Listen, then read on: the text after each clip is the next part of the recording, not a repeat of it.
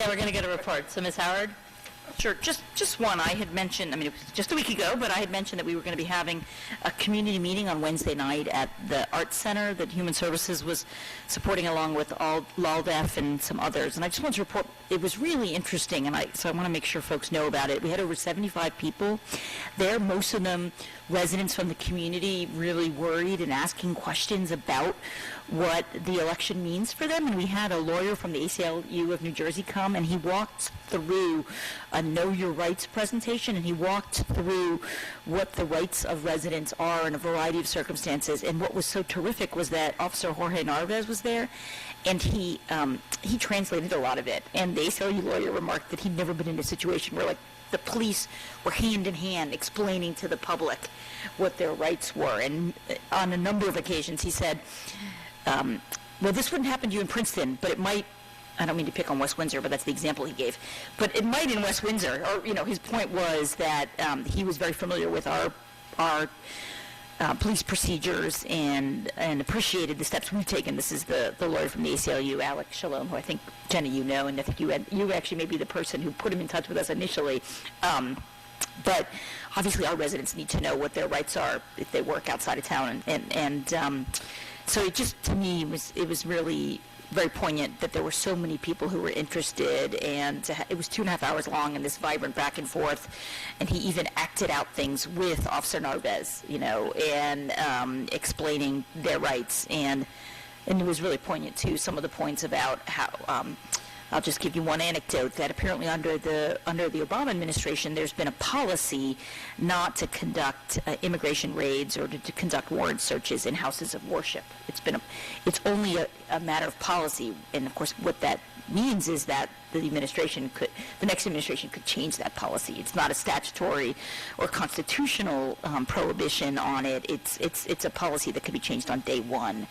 And earlier in the day, I wasn't able to attend because it was a day meeting. There was a meeting, the ACLU lawyer and Elisa conducted a meeting with community leaders, including Steve Cochran and others. I don't know if Brett was able to go, but he was, to talk about, and a number of ministers and other faith leaders were there. And I think these issues of how we can all come together and create as safe as possible an environment for our residents was discussed, and a lot of discussion about the schools and what to do for kids who are afraid about what could happen if something happens to their parents while they're at school.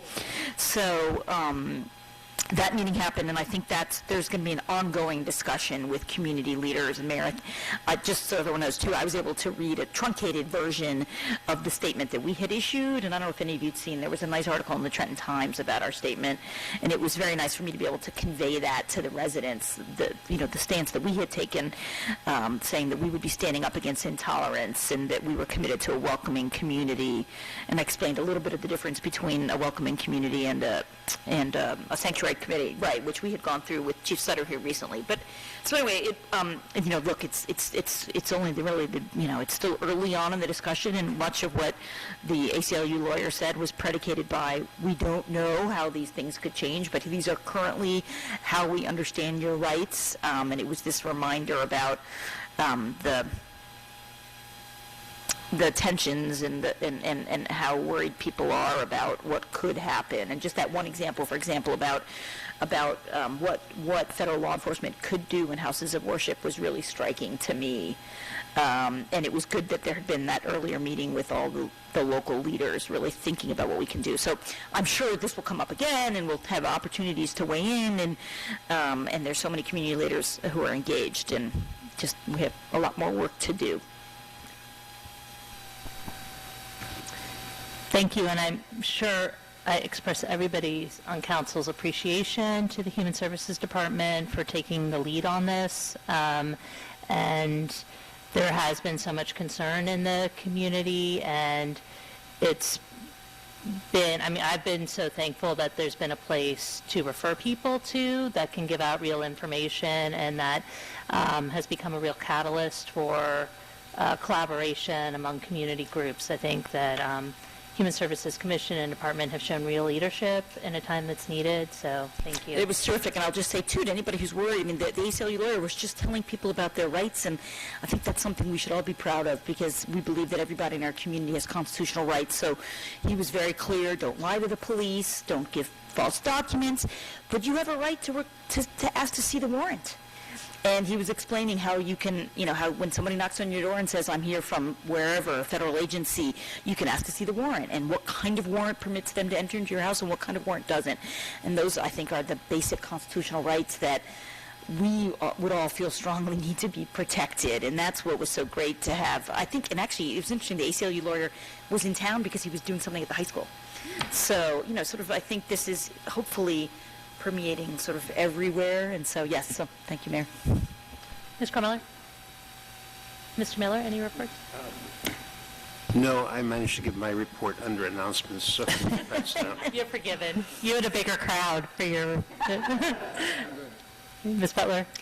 Well, I was going to mention that we also, that same evening, I think Wednesday night, we had a meeting on the Butler tract where we had about 50 residents in attendance, we think maybe close to, and we had Lee Solo made a presentation on the current zoning and what would be allowed under the current zoning, and also then the university talked about what their plans would be for the Butler tract, and we had some good back and forth with the neighbors. I think we have some information that we can use to draft a new ordinance that would memorialize their intention to use that as residential, and that will be on our January agenda.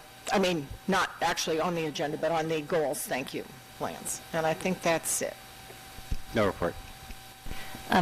Well, I'm going to partner with Mr. Miller, and I have an announcement that I forgot to give during announcements, so I'll give it during reports, which is on my monthly Meet the Mayor hours on Friday. For anybody who's watching in TV land, Friday, December 16th from 8:30 to 10 a.m. in the library lobby. And just to keep council up to date, I think folks know this, but this Thursday at the planning board will be reviewing the set of ordinances that has come out of the Neighborhood Character and Zoning Initiative, which were introduced by council, I think 2 meetings ago, and those will come back to council at our final meeting, or second to final meeting in December. And are there any staff reports? Nope. Okay. When's it going to snow? Whoa. Long term. For here?